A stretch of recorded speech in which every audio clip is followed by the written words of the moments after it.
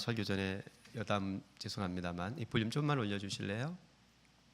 IBP라는 출판사에서 책을 한 권 내자고 그 대표 되시는 분과 또 편집 담당자를 만나드렸습니다. 근데 그분이 저희 교회 홈페이지에서 이런저런 예배 상황을 보시면서 그러시더라고요. 목사님 뭐 이렇게 말씀도 참 좋은데 성도들의 기도가 참 좋아요. 그런 말을 해주셨어요. 그게 그렇게 고맙더라고요. 저도 깜짝깜짝 놀랄 때가 많거든요. 기도할 때. 거기에 제가 한마디를 덧붙였습니다. 기도도 참 좋고 또 올라오는 이 감사 제목도 참 예쁘지 않아요? 이렇게 덧붙였었는데 오늘 고마움의 제목들이 하나같이 하늘에 닿는 것 같은 예쁨이 있습니다. 오늘은 이사야 말씀을 좀 나누겠는데요. 지난주 호세아 같이 살펴봤고요. 좀 부담스러운 말씀일 수 있는데 잘 받아주셔서 고맙습니다. 오늘부터는 한 5주 동안 이사야 말씀을 들여다볼 겁니다. 왜 갑자기 이사야인가? 즉 그럴 일이 있어서 이사야 말씀을 좀 들여다보게 됐습니다.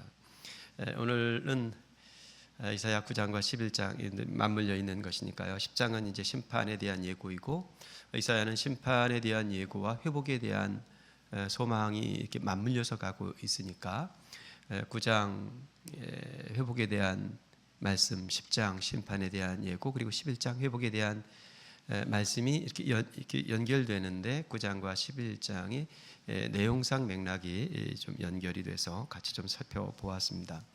오늘 설교의 제목은 평화로 가득한 나라입니다. 뭐로 가득하다고요? 평화로 가득한 나라. 지난 1월 3일 미국의 트럼프는 베네수엘라의 수도 카라카스의 주요 군사 시설과 정략적 거점을 공습했습니다. 미국 최종의 특수부대를 투입했는데요. 그 과정에서 니콜라스 마두로 베네수엘라 대통령과 그 아내 되는 이 부부를 납치해서 미국 뉴욕으로 압송했습니다. 마두로가 테러를 공모했고 또 코카인 밀반입 등의 마약 혐의, 이런 마약을 이렇게 운반했다는 그런 혐의를 명분으로 삼았습니다만 세계 1위 산유국 베네수엘라의 기름에 손대려는 트럼프의 속내를 모르는 사람은 아무도 없는 것 같습니다. 이 와중에 난데없는 해프닝이 하나 발생했어요. 지난 15일인데요. 베네수엘라 야권 지도자인 마리아 코리나 마차도라는 사람이 있죠. 지난 25년도에 노벨 평화상을 수상했던 여성입니다. 근데 이 마차도가 백악관을 방문했습니다. 지난 15일에 거기서 자기가 수상한 노벨 평화상 메달을 도널드 트럼프 미국 대통령에게 줘버렸습니다. 뉴스 보셨습니까? 6대 초유의 일입니다. 노르웨이 오슬로에서 이 노벨상 위원회에서 대상자를 선정하고 수여한 노벨 평화 메달을 누군가에게 줘버린 일은 이제까지 이건 사상 초유의 일이었습니다. 트럼프는 오래전부터 노벨 평화상을 갖고 싶어 했습니다. 하지만 트럼프의 행태는 평화에 기여하는 것이 아니라 평화를 깨뜨리고 평화와 담을 쌓는 것이었습니다.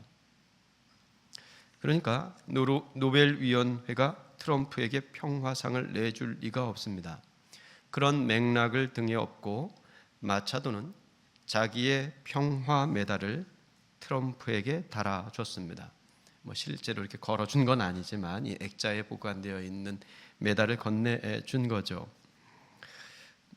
왜 마차도가 자기가 받은 평화 메달을 트럼프에게 주었을까요? 마차도의 속내는 간단합니다. 차기 베네수엘라의 대통령이 되고 싶은데 그게 트럼프의 도움 없이는 불가능하기 때문입니다. 지금 베네수엘라의 운명이 트럼프 손에 달려 있습니다. 노벨 평화 메달을 손에 쥔 이 트럼프는 몹시 좋아했습니다. 하지만 정작 마차도를 베네수엘라의 차기 대통령으로 약속하지는 않았습니다.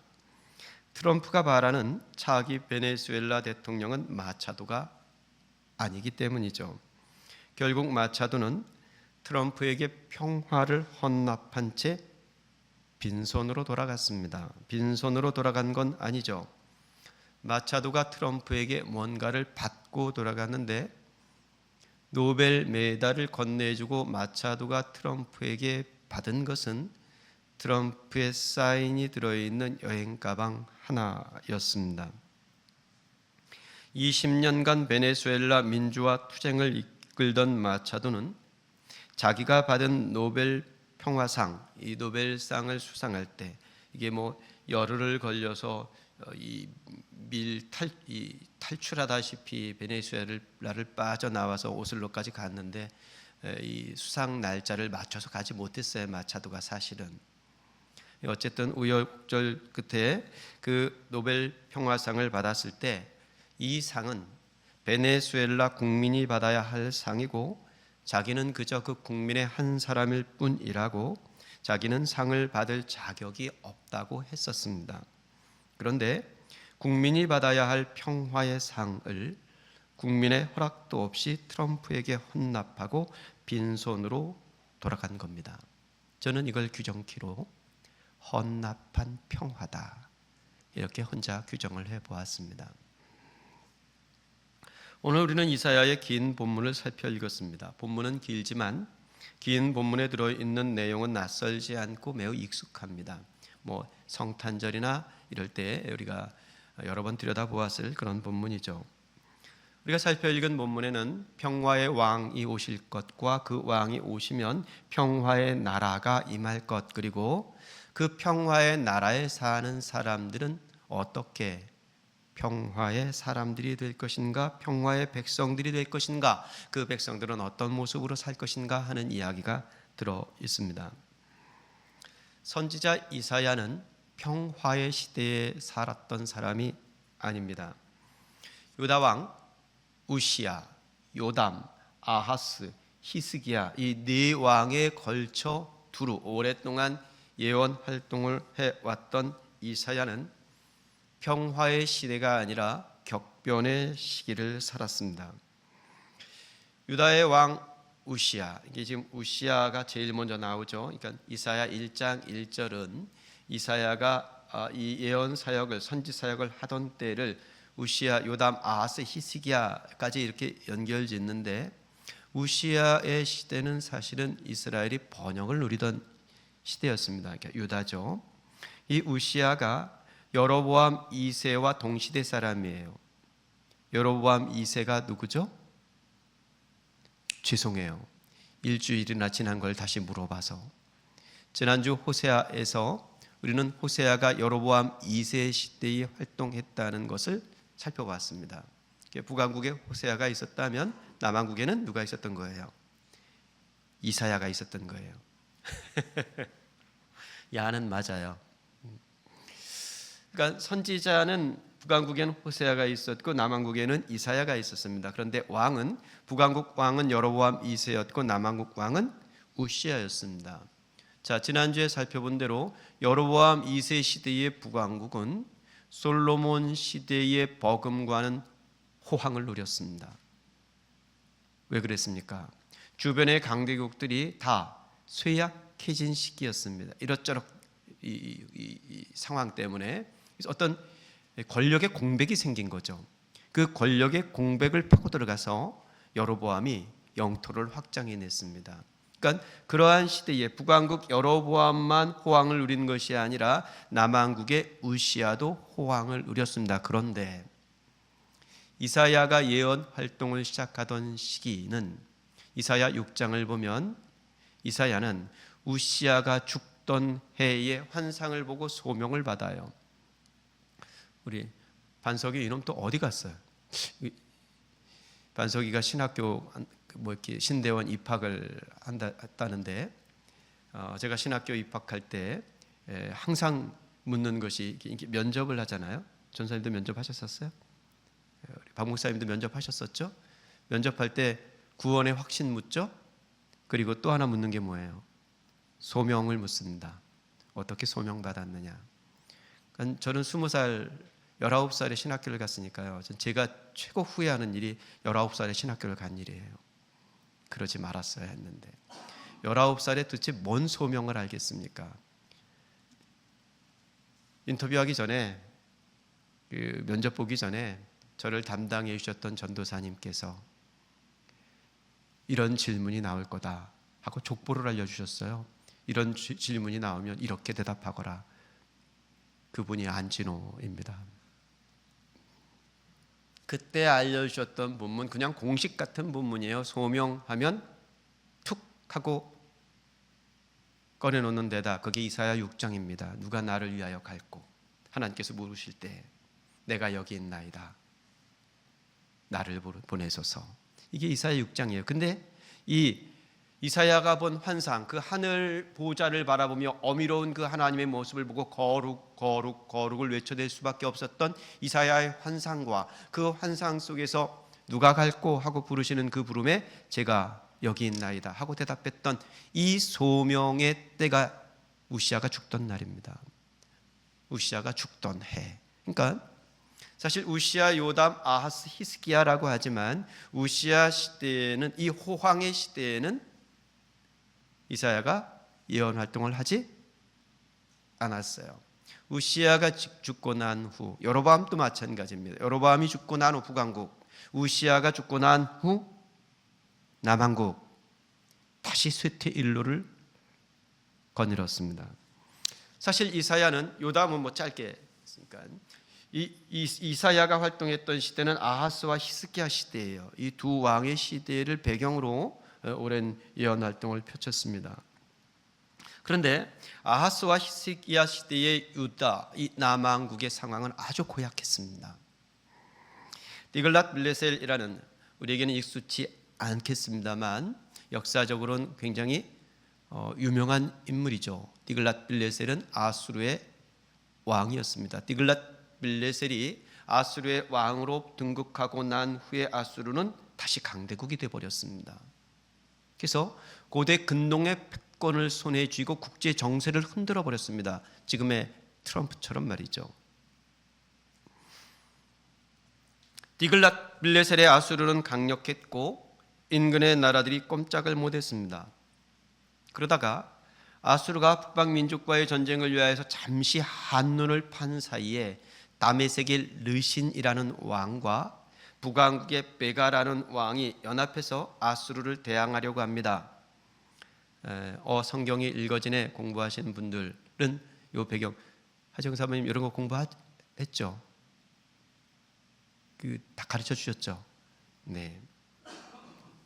디글랏빌레셀이 잠시 한눈을 판 사이에 다메섹, 그러니까 이스라엘 바로 위에 있는 다메섹의 르신과 이스라엘, 북왕국 이스라엘의 왕이었던 베가가 연합해가지고 몇몇 나라들이 더 연합을 하죠. 연합을 해가지고 아수르를 대항하려고 해요. 그리고 유다의 아하스에게 너도 같이 아수르에게 대적하자 하고 연합군을 결성하려고 합니다.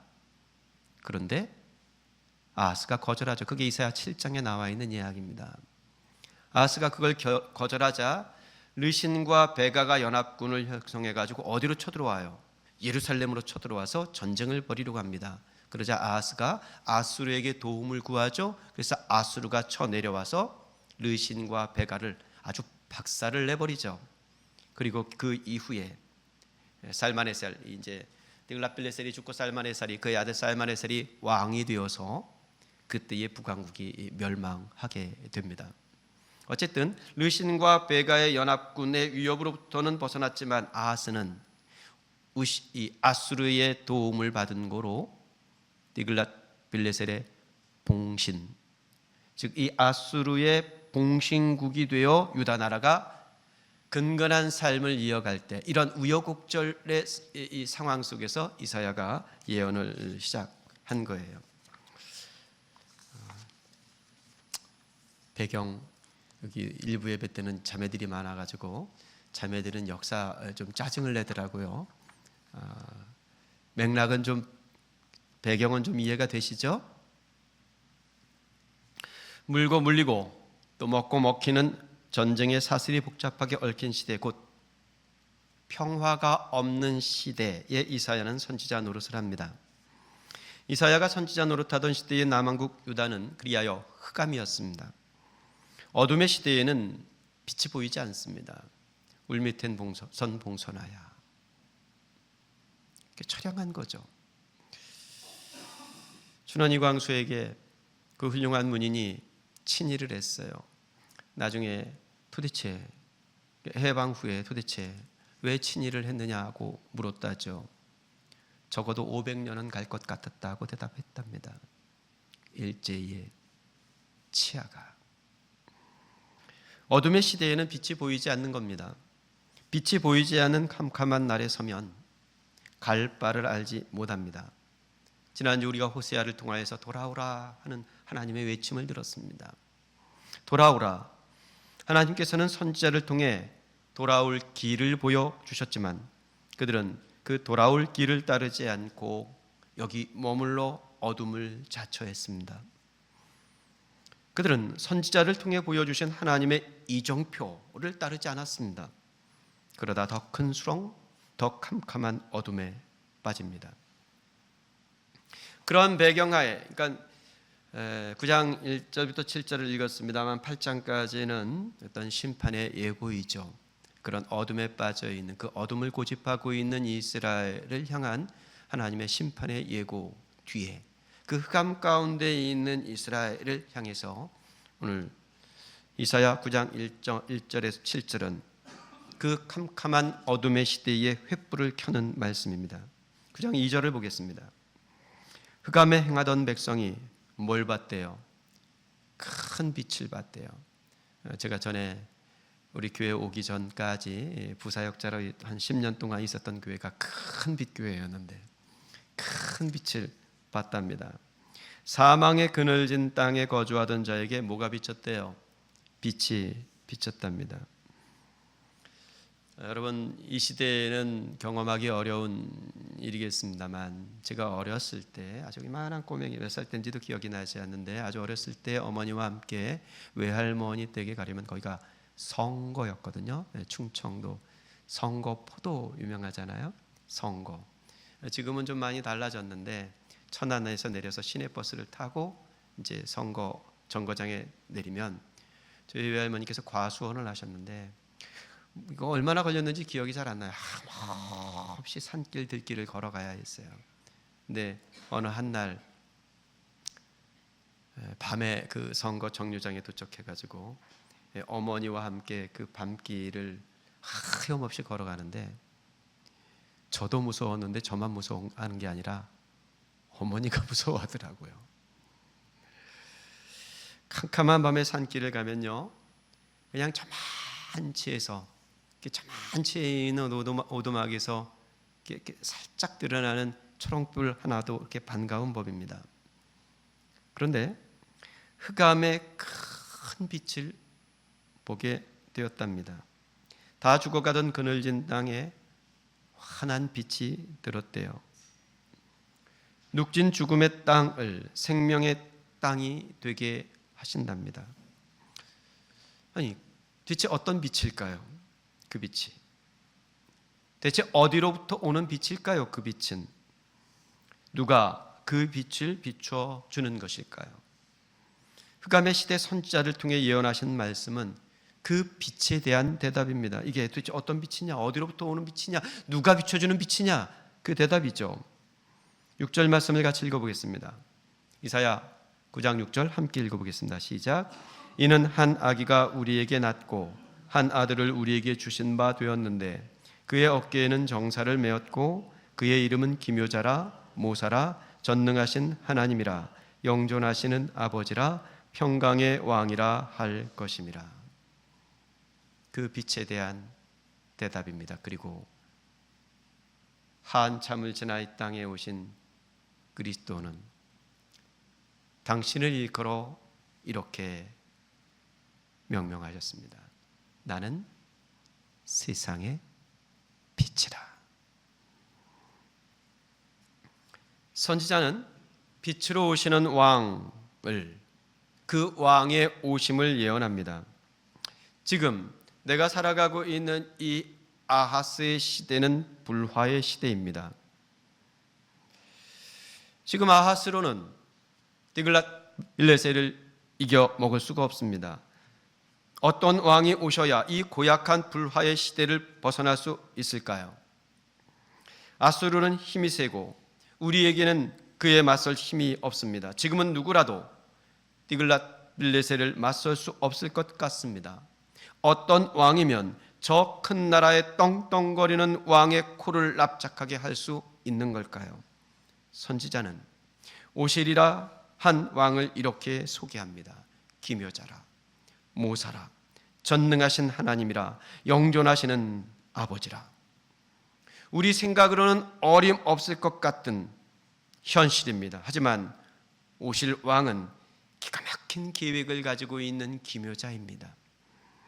우리 힘으로는 가당치 않을 것 같습니다. 저 디글랏빌레셀을 상대하기에. 하지만 오실 왕은 전능하신 하나님의 이름으로 오십니다. 이 땅에 어느 왕이 왕 되신 하나님을 이겨먹을 수가 있겠습니까? 그분이 우리들에게 영원한 아버지 노릇을 하시기 위하여 이 땅에 오신다고 선지자는 예언합니다. 오셔서 어지러이 싸우는 군인들의 신과 피 묻은 겉옷을 불쏘시개 삼아서 불태워 버리실 거랍니다. 그분은 이 불화의 땅에 평화의 왕으로 오십니다. 하늘에는 영광, 땅에는 평화의 왕으로 말입니다. 평화의 왕이 오시면 불화의 땅이 평화의 나라가 됩니다. 타다 남은 나무 그루터기에서 또 싹이 납니다. 그 뿌리에서 또 가지가 달립니다. 그 가지에 평화의 열매가 주렁주렁 달립니다. 이새의 줄기에서 한 싹이 나며 그 뿌리에서 한 가지가 나서 결실을 할 텐데 그 결실이 곧 평화의 열매가 됩니다. 이게 희한한 일이죠.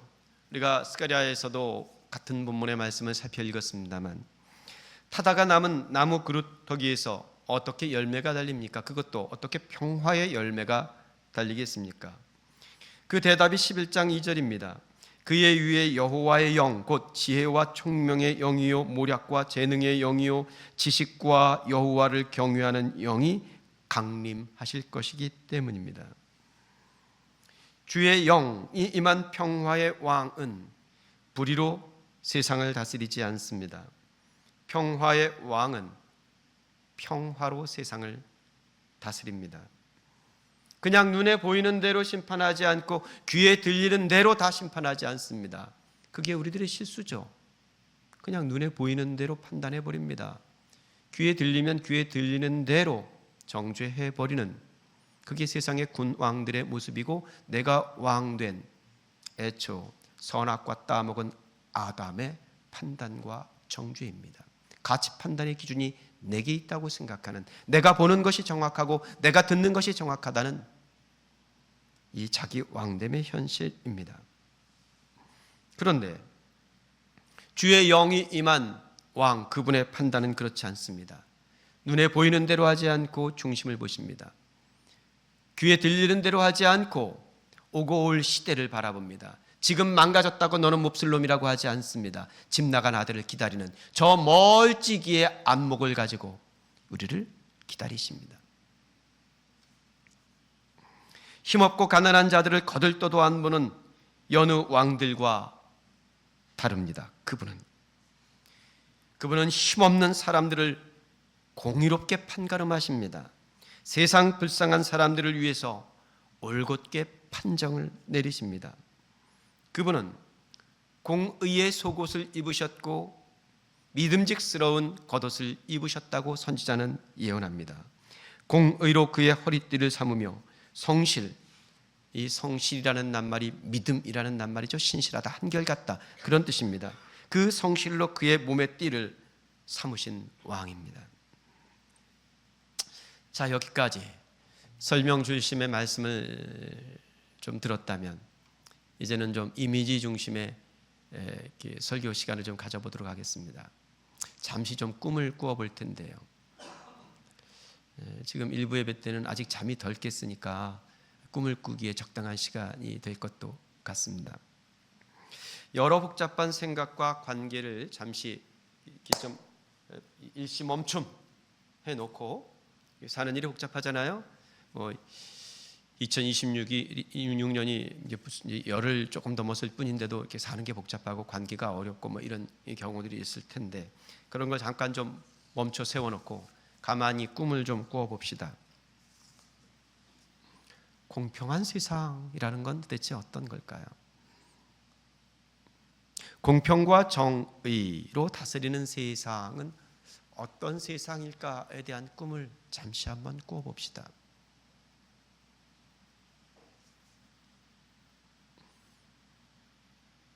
꿔보자고요, 꿈을.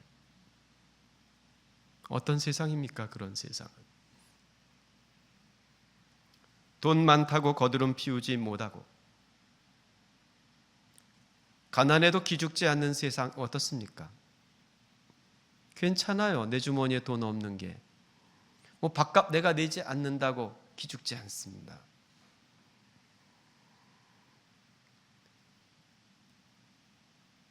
공부를 못해도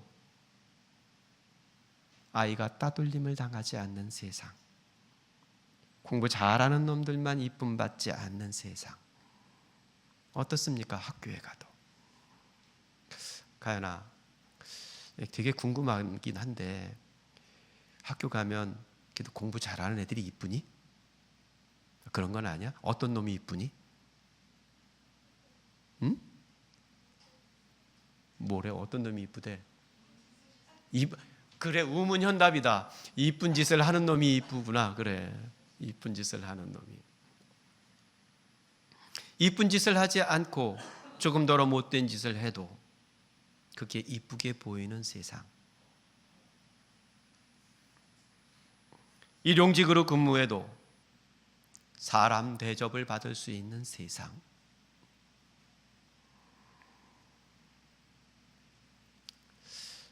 어제 우리 토요일 저녁은 한명 권사님, 우리 교회 시스템 하나 알려드릴게요. 토요일 저녁은요, 우리 목회자들이 같이 밥을 먹거든요.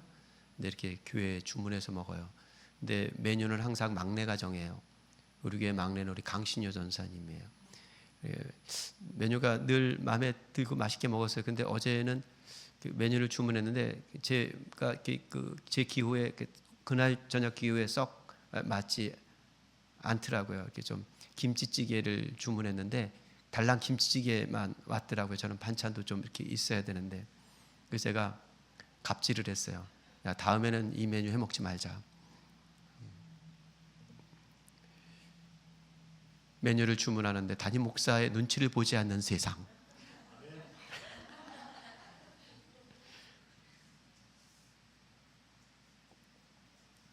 정치적 지향이나 성적 성향이 다르더라도 손가락질 받지 않는 세상. 저 사람의 성윤리는 탓하면서 내 성윤리에는 지나치게 관대한 교회의 풍습이 없는 세상. 이민자로 타국에 발 딛고 살아도 차별받지 않는 세상.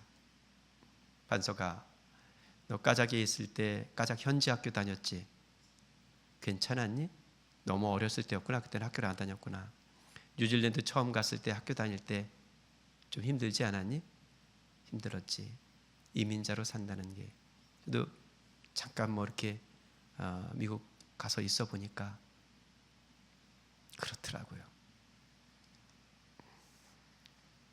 더 잘난 놈 못난 놈이 따로 없고, 또 아유 저 집을 보니까 참 행복해, 더 행복한 집, 덜 행복한 집, 그런 게 따로 없는 세상.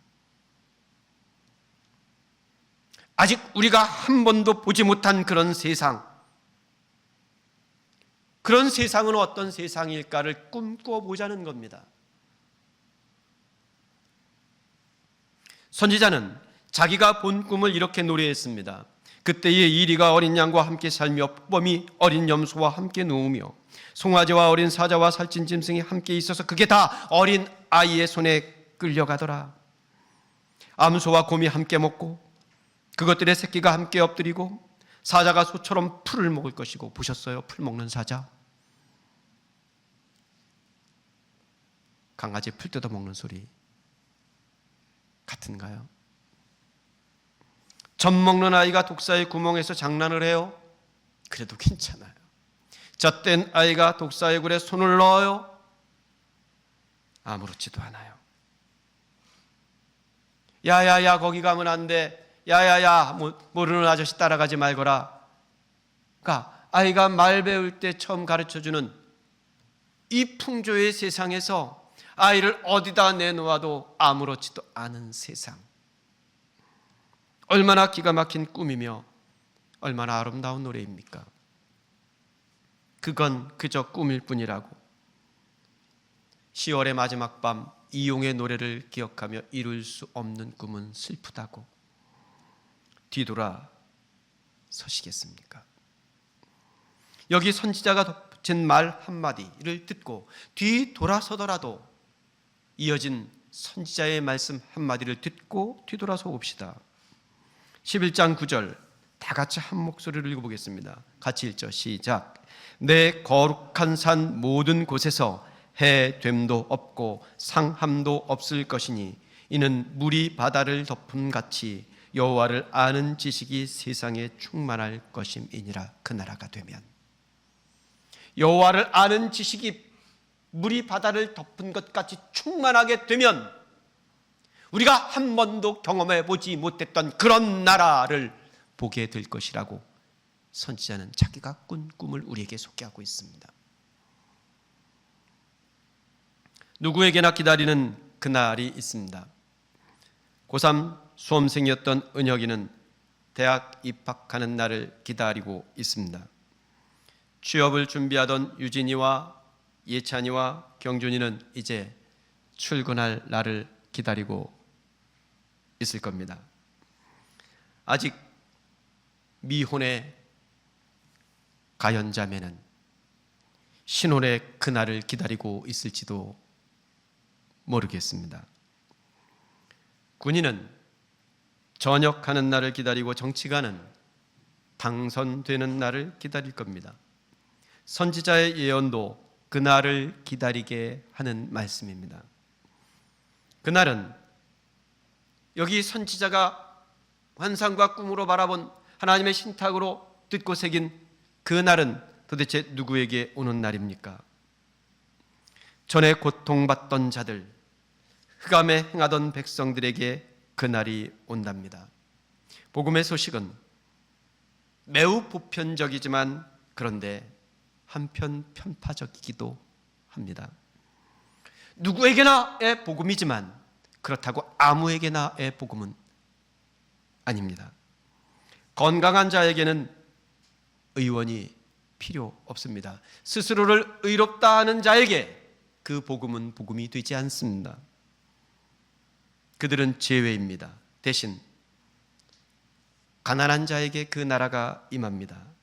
애통하는 자가 복을 받고 온유한 자가 기업을 받습니다. 의에 줄이고 목마른 자, 그들에게 하늘의 복이 임합니다.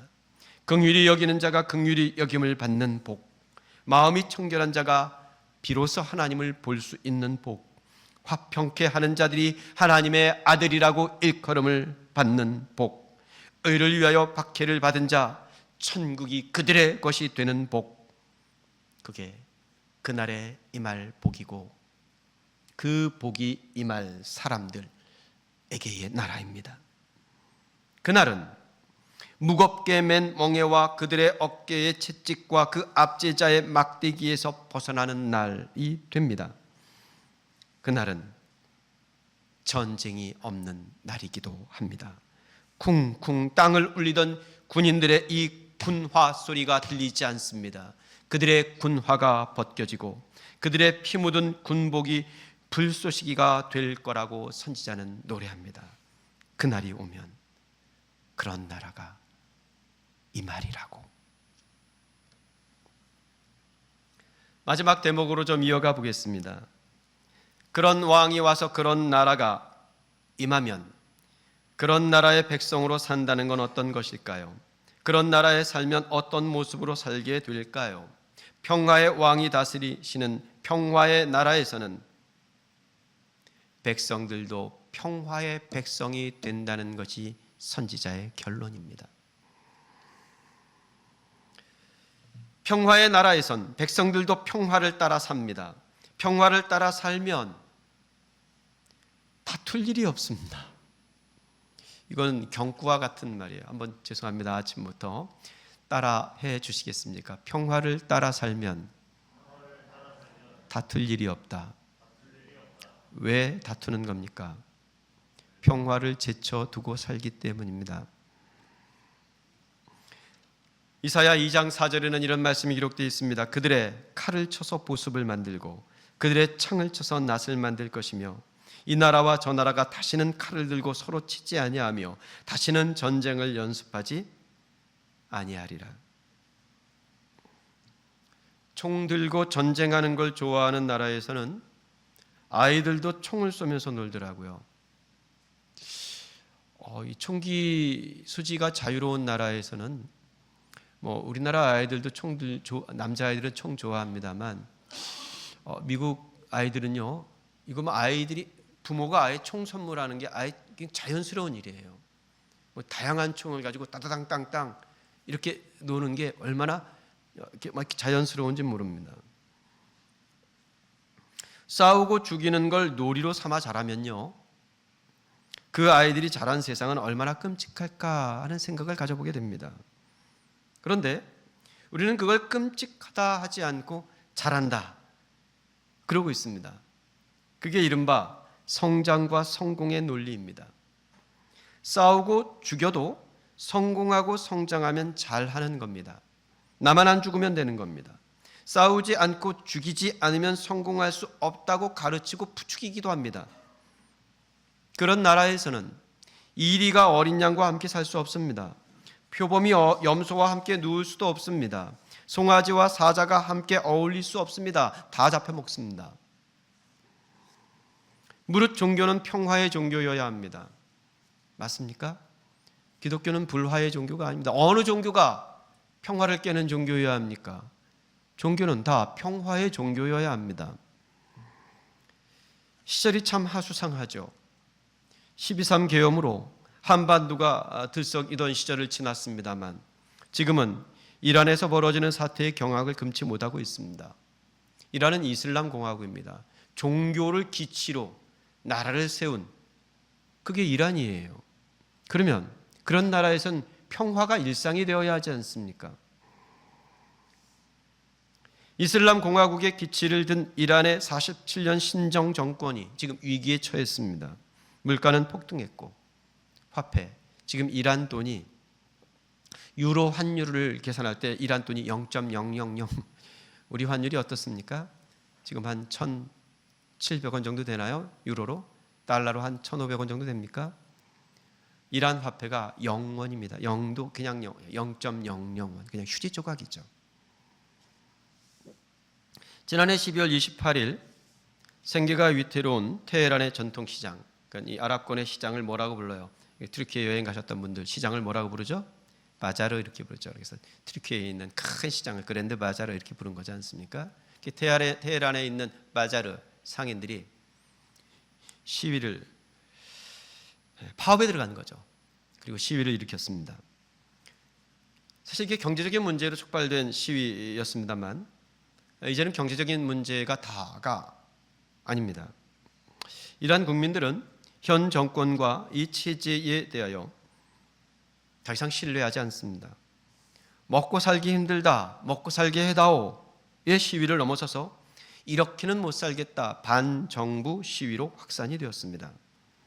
지금 이란의 주가 모두 31개의 주라고 하는데 이 31개의 주에서 전반적으로 아니고 총체적으로 시위가 일어나고 있습니다. 전역에서 정권 퇴진 운동이 일어나고 있는 거죠. 이란 정부는 혁명 수비대를 투입해서 무력으로 대응했습니다. 시위대를 향한 이란 정부의 무력 대응이 도를 넘은 것 같습니다. 인권단체 HRANA가 제공한 자료 한번 좀 이런 보도들 눈여겨보시죠. 특별히 우리는 광주를 지난 나라임에도 불구하고 이란 사태에 대해서 지극히 무관심한 보도도 많이 안 되는 것 같고 있고요. 관심을 많이 갖지 못하고 있는 것 같은데 한번 좀 관심을 가져주시기 바랍니다. HRANA라는 인권단체가 제공한 자료에 의하면 1월 15일 기준으로 지금 3,500명이 사망했습니다. 2만여 명 가까이 구금되어 있는 상태입니다. 인권단체의 발표가 아니라 이란 당국의 발표만으로도 사망자가 2,000명이 넘습니다. 그런데 이란 내부 보안 소스의 통계에 의하면 사망자가 12,000명 정도, 구금자가 10만 명 이상으로 전해지고 있습니다. 이 정도면 시위대를 진압하고 있는 것이 아니라 이슬람 종교가, 이슬람 정부가 종교를 기치로 종교의 깃발을 들고 세운 정부가 자기 백성을 학살하고 있습니다. 이란의 국민들은 지금 평화를 빼앗기고 있습니다. 이란의 정부는, 이란의 이슬람 공화국은 백성들의 평화를 빼앗은 정부가 되고 있습니다. 그들이 지키려는 신정 국가의 이념과 체제가 도리어 평화를 빼앗습니다. 그건 종교가 할 일이 아닙니다. 기독교도 크게 다르지 않습니다. 평화의 왕이 오시고 평화의 나라가 임하면 그 나라 백성들은 서로 다투지 않는답니다. 에브라임의 질투는 없어지고 유다를 괴롭게 하던 자들은 끊어지며 에브라임은 유다를 질투하지 아니하며 유다는 에브라임을 괴롭게 하지 않을 거랍니다. 예루살렘과 사마리아가 서로 질투하거나 다투지 않습니다. 서울과 평양이 이렇게 반목하고 대립하지 않습니다. 나의 오름과 너의 오름이 맞서지 않습니다. 싸움은 항상 오름의 귀신들의 싸움이에요. 이건 제가 명명한 건데 너무 좋은 말인 것 같아요. 우리 어디죠? 예수양람교회 정갑시 목사님께서 그 말 정말 좋다고 박수를 치시더라고요. 오름의 귀신. 다 그 문제 있죠. 들어보면 너도 옳고 너도 옳아. 옳은 데 싸워. 이 오름의 귀신들의 전쟁. 나의 오름과 너의 오름이 맞서지 않는 그 오름의 귀신을 내쫓으시는 평화의 왕, 공의로 그의 허리띠를 삼으며 성실로 그의 몸에 띠를 삼으시는 그분의 다스림이 이 땅에 펼쳐지면 젖 먹는 아이가 독사의 구멍에서 장난하며 놀 수 있습니다. 젖된 어린 아이가 독사의 굴에 손을 넣고 장난해도 큰일 안 납니다. 평화가 깨지지 않습니다. 하나님께서 이스라엘이 애굽 땅에서 나오던 날과 같이 하실 것이기 때문입니다. 홍해가 평화를 가로막지 못할 거고 광야가 그 평화를 막아서지 못할 겁니다. 그게 선지자가 본 환상의 나라이고 우리에게 들려주고 싶어하는 환상의 이야기, 평화 나라입니다. 말씀을 정돈하겠습니다. 이는 물이 바다를 덮음같이 여호와를 아는 지식이 세상에 충만할 것임이니라. 선지자가 들려주시는 예언은 귀로 듣는 말씀만이 아니라 꿈으로 보는 환상이기도 했습니다. 자, 약속이 있고 현실이 있습니다. 이제 우리 교회 저와 함께 오래 머물렀으면 이런 구도는 이제 익숙해졌죠. 약속이 있고 현실이 있을 때 현실이 힘이 셉니까? 약속이 힘이 셉니까? 우리들이 살아가는 일상은 현실이 더 힘이 세다는 걸 경험하게 합니다. 사람들은 약속으로 현실을 이기지 못하며 삽니다. 번번이 현실 앞에 무릎을 꿇고 현실이 약속을 이기는 세상을 만들어 갑니다. 평화의 왕, 평화의 나라, 평화의 백성, 다 멋지고 설레는 말들이죠. 그런데 언제 그날이 온단 말입니까? 선지자, 지금 이 이사야가 예언한 아하스 시대에는 그날이 오지 않았습니다. 아하스가 죽고 히스기야가 왕위에 올랐을 때에도 그날은 오지 않았습니다. 이후 어떤 왕들의 때에도 그날, 이 약속한 날은 오지 않았습니다. 그날 평화의 나라가 오지 않고 도리어 그날 멸망의 날이 와버렸습니다. 나라가 쫄딱 망했고 백성들은 힘없이 잡혀갔습니다. 그런데 도대체 뭔 그날 타령이란 말입니까? 대체 그날이 언제란 말입니까? 도대체 고도는 언제 오고 경도는 언제 온단 말입니까? 경도를 기다리며. 죄송해요, 드라마를 안 보는 여러분들에게. 오기는 오는 겁니까? 될 일이 있고 된 일이 있습니다. 이제 3분 안에 끝나니까 이 대목은 중요한 대목 같아요. 제가 지금 전해드리고 싶은 대목은 좀 쫑긋해 주셨으면 좋겠습니다. 될 일이 있죠. 될 일은 미래적이지 않습니까? 될 일이 있고 된 일이 있습니다. 된 일은 현재적이고 또 과거적입니다. 될 일을 알지 못해서, 앞으로 될 일을 알지 못해서 세상이 소란스럽습니다. 그런데 될 일이 된 일이 되고 나면 소란도 그칩니다. 무릇 하나님의 사람이라는 것은, 예수쟁이라는 것은, 반서가 특별히 너 좀 정신 차려야 되겠다. 너 정신 똑바로 차리고, 안 그러면.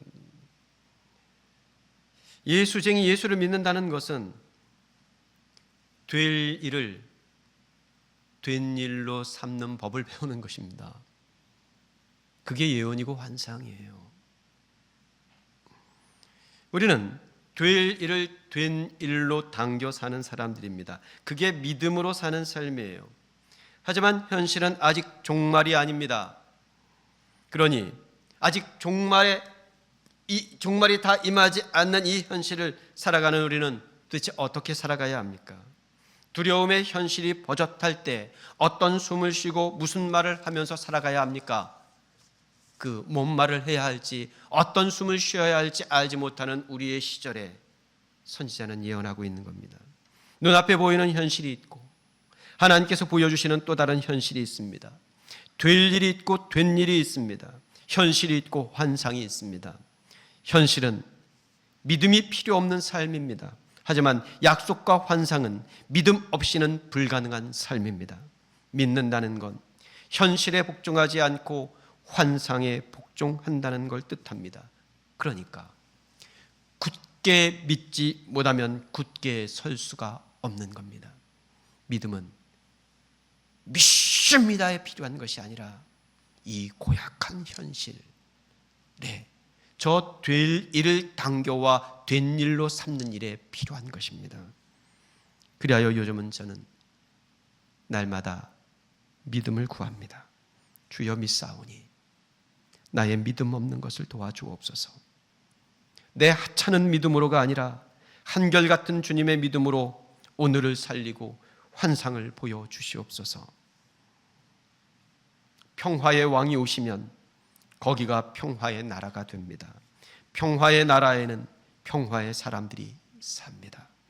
그게 선지자를 통해 우리에게 들려주시는 예언이고 보여주시는 환상입니다. 현실에 야가 빠진 사람으로가 아니라 환상과 복종에 신실한 사람으로 다시 하루를 살라고, 그렇게 평화로 가득한 나라의 한 사람이 되라고 오늘 여기 이 한 말씀을 우리 귀에 쟁쟁이 들려주시는가 봅니다. 기도하겠습니다.